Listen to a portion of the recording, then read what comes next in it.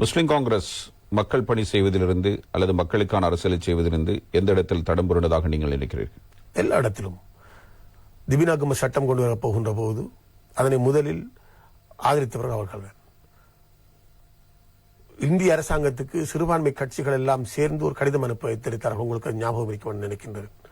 அந்த கடிதத்தின் பிரதானமாக சொல்லப்பட இருந்தது, வடக்கும் கிழக்கும் இணைக்கப்படவில்லை, எங்களுக்கு எந்த ஆட்சேபனையும் இல்லை என்பதுதான் அதன் மெயின் கருப்பொருள்.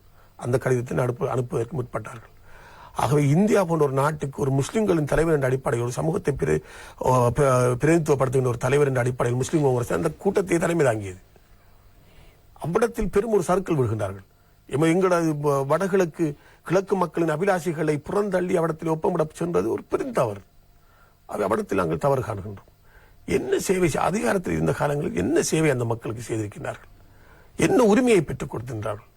வடக்கிலே மட்டக்களப்பு மாவட்டத்திலே 15,000 ஏக்கருக்கு மேற்பட்ட காணிகள் இன்னமும் முஸ்லிம்களுடைய காணிகள் கையகப்படுத்தப்பட்டிருக்கின்றது. விடுதலை புலிகள் காலத்தில் கையகப்படுத்தப்பட்ட அந்த காணிகள் இன்னும் மீள கையளிக்கப்படவில்லை. என்ன நடவடிக்கை எடுத்தார்கள் அதை வழங்குவதற்கு? எந்த நடவடிக்கை முடிக்கவில்லை.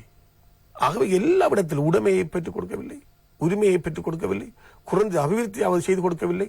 அதனால் எதற்காக அந்த கட்சி அங்கே தடம் புரண்டிருக்கின்றது அந்த கட்சி. அவை அவர்கள் சர்க்களை மேற்கொண்டுள்ளார்கள். இப்போது அகில இலங்கை மக்கள் காங்கிரஸ் என்ன செய்திருக்கிறது? முஸ்லிம் காங்கிரஸ் விடுகின்ற தவறில் இருந்து எங்கள் மக்களுக்கு செய்ய வேண்டிய விடயங்களை செய்து காட்டுவதற்காகத்தான் நாங்கள் அந்த கட்சியில் இணைந்திருக்கின்றோம். நீங்கள் இணைந்திருக்கிறீர்கள். அந்த கட்சி எதை என்ன செய்து ஒரு முன்மாதிரியான கட்சியாக உங்களுக்கு தெரிகிறது? வடக்கு மாகாணத்திலே அந்த கட்சி உருவாக்கப்பட்டதன் பிற்பாடு அங்க மக்கள் மீள்குடியேற்றப்பட்டது, அந்த மக்களுக்குரிய தொழில் வாய்ப்புகள் வழங்கப்பட்டது, அந்த மக்களுக்கு தேவையான அடிப்படை உரிமைகளை அங்கே பெற்றுக் கொடுத்தது, அடிப்படைக்கு தேவையான வீடுகள் வசதிகளை செய்து கொடுத்தது என்று சொல்லி எல்லாமே அங்கே இருக்கின்றதே. இன்று தாராபுரத்தை பார்த்தால் அந்த ஊரில் ஒரு 3,000-3,500 வாக்குகள் தான் இருக்கின்றது. தொடர்ச்சியாக அந்த கட்சியுடைய தலைவர்கள் எம்பியாக வருகின்றார்கள். இந்த அடிப்படையில் எல்லா கலைஞர் இந்த மக்கள் மாறி விரும்புகின்றார்கள். எதன் அடிப்படையில்?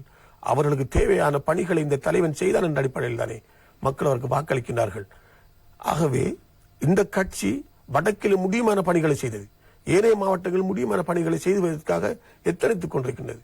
இன்று கிழக்கிலே நாங்கள் எடுபட்டிருந்தால் இன்னும் இந்த ஆட்சியிலே பாரிய புரட்சிகள் வருவதற்கு, தொழில் புரட்சிகள், கல்வி புரட்சிகள் வருவதற்கு அடிகோலாக அமைந்திருக்கும் என்ற அடிப்படையில் நாங்கள் நம்பியிருந்தோம்.